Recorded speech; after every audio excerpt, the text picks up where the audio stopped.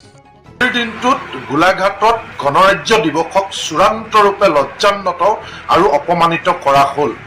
কাৰণ আমি সকলোৱে দেখি আহিছিলোঁ এগৰাকী গোলাঘাটবাসী হিচাপে যে আজি যুগ যুগ ধৰি গণৰাজ্য দিৱস ২৬ জানুৱাৰীৰ দিনটোত গোলাঘাট নগৰৰ মাজমজিয়াৰ ঐতিহাসিক সমন্বয় ক্ষেত্ৰত অৰ্থাৎ জেনেৰেল ফিল্ডত অনুষ্ঠিত কৰি অহা হৈছিল।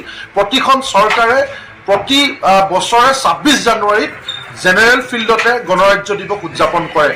কিন্তু আগন্তুক ২৯ জানুৱাৰী তাৰিখে গোলাঘাটলৈ আহি অসমৰ মুখ্যমন্ত্ৰী ডাঙৰীয়াই উদ্যমিতা আঁচনি চেক বিতৰণৰ কাৰণে গোলাঘাট জেনেৰেল ফিল্ডত যিহেতু প্ৰস্তুতি তুংগত ৰখা হৈছে আৰু ২৯ তাৰিখে সভাৰ প্ৰস্তুতি যাতে ব্যাঘাত নজন্মে সেইকাৰণে আজি সেই ফিল্ডৰ সলনি জেনেৰেল ফিল্ডৰ সলনি প্ৰথমবাৰৰ কাৰণে গণৰাজ্য দিৱস আজি অজন্তা নেওগ ডাঙৰীয়ানীৰ উপস্থিতিত আন এটা ঠাইলৈ স্থানান্তৰিত কৰা হ'ল, যিটো আচলতে গণৰাজ্য দিৱসৰ প্ৰতি মৰ্যাদাৰ প্ৰতি আজিৰ দিনটোত অপমান হিচাপে গোলাঘাটবাসীয়ে অভিহিত কৰিছে।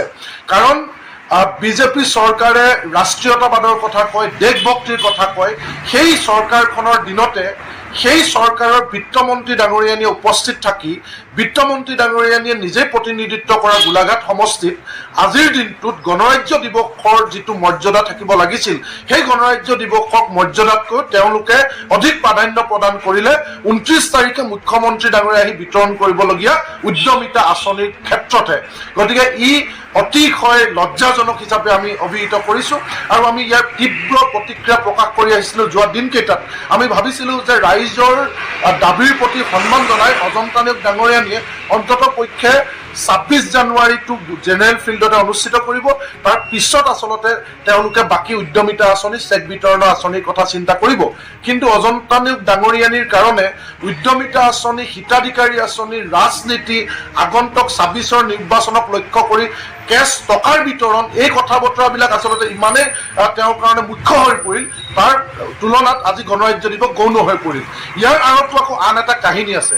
২৯ তাৰিখে অনুষ্ঠিত কৰিবলগীয়া উদ্যমিতা আঁচনি চেক বিতৰণৰ যি কাৰ্যসূচী সেই কাৰ্যসূচী অনুষ্ঠিত কৰাৰ কথা আছিল অজন্তা নেওগ ডাঙৰীয়ানীৰ নিজৰ গৃহ অঞ্চল বৰুৱা গাঁৱৰ সমীপৰ হিঙিজান খেলপথাৰত অৰ্থাৎ হিঙিজান পথাৰত।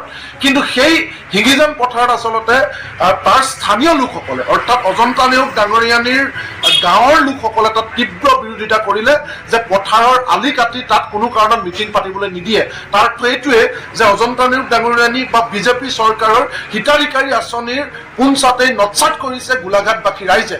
তাৰ কাৰণে আচলতে তেওঁলোকে আহি আজি ২৬ জানুৱাৰী পিছুৱাই হ'লেও সেই জেনেৰেল ফিল্ডত ২৯ তাৰিখৰ সভাৰ কাৰণে প্ৰস্তুতি কৰিবলৈ আহি আজিৰ দিনটোত গণৰাজ্য দিৱসকে তেওঁলোকে বেলেগ এটা ঠাইলৈ স্থানান্তৰ কৰি ২৯ তাৰিখৰ মিটিঙৰ কাৰণে আজি জেনেৰেল ফিল্ডক সজাই পৰাই তুলিছে।